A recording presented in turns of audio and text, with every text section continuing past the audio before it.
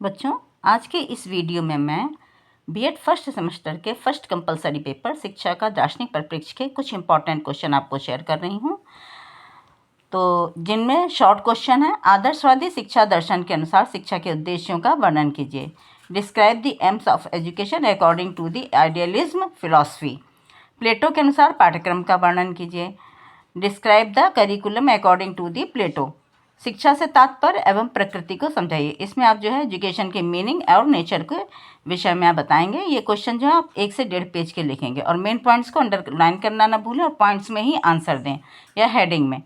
एक पेज में केवल ऐसे के रूप में ना लिखें। शिक्षा के व्यक्तिगत एवं सामाजिक उद्देश्यों की विवेचना कीजिए, मतलब personal and social objectives.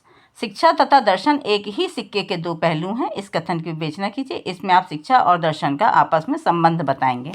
Education and philosophy are 2 sides of the same coins, discuss this statement.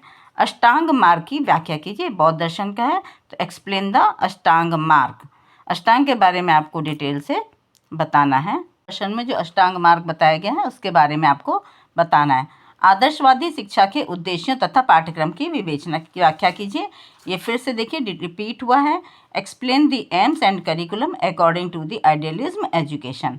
प्रयोजनवादी शिक्षा दर्शन के शिक्षा के अनुसार शिक्षण विधि तथा अनुशासन के संप्रत्यय की विवेचना कीजिए। Discuss the concept of teaching methods and discipline according to pragmatic education. Mahatma Gandhi की बेसिक शिक्षा के संप्रत्यय की संक्षिप्त विवेचना कीजिए। Discuss in brief the Mahatma Gandhi's basic education. नकारात्मक शिक्षा के संप्रत्यय की विवेचना कीजिए। ये रूसो ने बताया है। Discuss the concept of negative education. इसके बारे में आपको डिटेल में बताना है।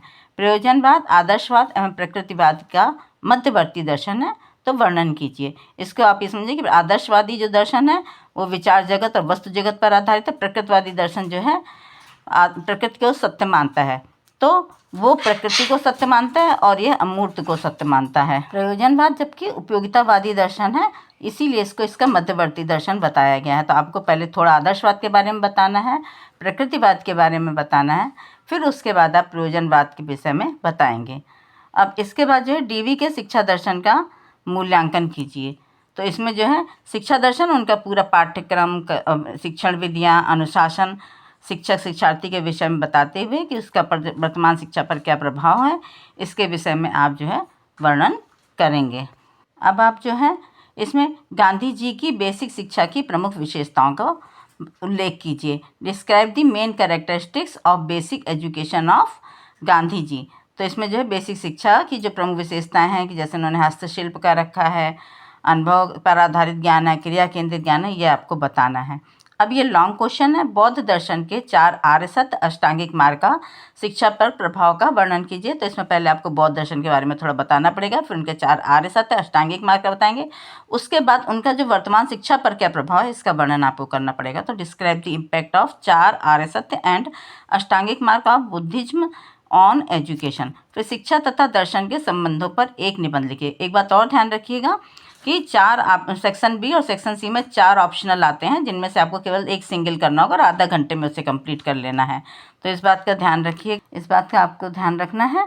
और इसके साथ ही जो है शिक्षा right and essay on relationship between education and philosophy, ये 2 लॉन्ग में भी आ जाता है और शॉर्ट में आ जाता है। लॉन्ग में आएगा तो आप शिक्षा का अर्थ भी बताएंगे, दर्शन भी बताएंगे, फिर शिक्षा और दर्शन के संबंध पर विवेचना देंगे। तो आप पहले आप इसको जो फ्लो चार्ट भी दे सकते हैं, उसका जो पॉइंट्स है उन्हें डिटेल में बताइएगा। तो इस 3 से 3.5 पेज का एक लॉन्ग आंसर आपका होगा, आधा घंटे में हो जाना चाहिए। वेदांत दर्शन के अनुसार शिक्षा के उद्देश्य, पाठ्यक्रम, शिक्षण विधियाँ तथा अनुशासन के संप्रत्यय की व्याख्या कीजिए। आपको पता है कि वेदांत दर्शन शंकराचार्य जी ने बताया है। वेदांत दर्शन के जो शिक्षा के उद्देश्य हैं, पाठ्यक्रम है, शिक्षण विधियाँ, अनुशासन, इनको आप डिटेल में बताएंगे। इसके बाद यथार्थवादी शिक्षा दर्शन के वर्तमान शिक्षा पर प्रभावों की विवेचना कीजिए। Discuss the impact of realistic education philosophy on present education. तो आप जानते हैं यथार्थवादी शिक्षा दर्शन का आपको पहले पूरा शिक्षा का पाठ्यक्रम, शिक्षण विधियाँ, शिक्षक शिक्षार्थी, ये सब आपको बताना पड़ेगा। और साथ साथ आप जो है प्रभाव भी हेडिंग डाल करके बताते चलें कि वर्तमान शिक्षा पर उनकी इस पाठ्यक्रम का क्या प्रभाव पड़ा है, उनकी शिक्षण विधियों का क्या प्रभाव पड़ा है। इस तरह से आप डिटेल में उसके नीचे ही प्रभाव बताते चलें। तो इसमें आपको 15 में से 12 नंबर आराम से मिल जाएंगे। इस्लामी शिक्षा दर्शन के बारे में आप पहले बताएंगे, फिर उसके बाद उसके पाठ्यक्रम, शिक्षण विधियाँ, अनुशासन, इन सब चीज़ों की विवेचना आप करेंगे। और जैन दर्शन के अनुसार द्रव्य के संप्रत्यय की विस्तृत विवेचना कीजिए। तो discuss in detail the concept of pudgal matter according to Jainism philosophy, यह आपको बताना है। आपके पास ऑप्शन है, आप आराम से एक क्वेश्चन जो आपको बहुत अच्छे से आता हो उसी का आंसर दें। प्रकृतिवादी शिक्षा दर्शन के अनुसार उद्देश्यों, पाठ्यक्रम तथा शिक्षण विधियों की विवेचना कीजिए। तो पहले आप प्रकृतिवाद के बारे में थोड़ा बताएं, फिर उनके अनुसार उनके उद्देश्य क्या है, पाठ्यक्रम क्या है, शिक्षण विधियाँ क्या हैं, वो डिटेल में बताते चलें। लास्ट में आप कंक्लूजन लिख दें। Discuss the concept of aims of education, curriculum and teaching methods of naturalism.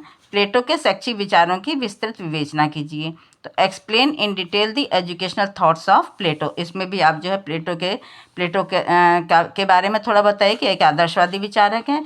फिर उनका जो पाठ्यक्रम है वो बताइएगा, शिक्षण विधियाँ बताइएगा, शिक्षक शिक्षार्थी बताइएगा, अनुशासन के बारे में बताइएगा कि उन्होंने क्या कहा है। इस तरह से आप आंसर देंगे, लास्ट में कंक्लूजन देंगे। थोड़ा सा अगर प्रभावी बता सके तो लास्ट में बता सकते हैं। जे कृष्णमूर्ति के शैक्षिक विचारों की वर्तमान में प्रासंगिकता पर निबंध लिखिए। Write an essay on relevance of educational thoughts of J Krishnamurti in present context. तो वर्तमान संदर्भ में ध्यान में उनके जो है शैक्षिक विचारों की, पहले उनके शैक्षिक विचार बताएं क्या है, फिर वर्तमान संदर्भ में उनकी क्या प्रासंगिकता है, वो किस प्रकार से वर्तमान शिक्षा जगत के लिए लाभप्रद है, इसके बारे में आप बताएंगे। यदि आपको मेरा वीडियो अच्छा लगा हो तो लाइक और सब्सक्राइब करें और कमेंट्स भी करें तो बहुत अच्छा